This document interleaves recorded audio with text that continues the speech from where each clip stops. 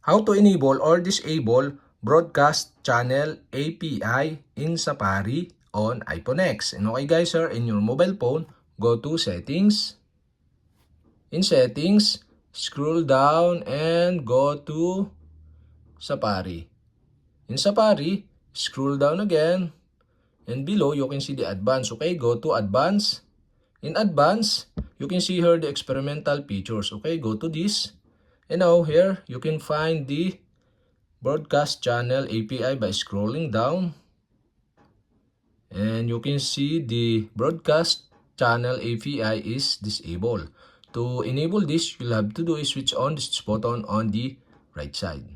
And okay guys, we have successfully enabled. And to disable again, you'll have to do is switch off the switch button on the right side. And okay guys, we have successfully enabled or disabled broadcast channel API in Safari on iPhone X.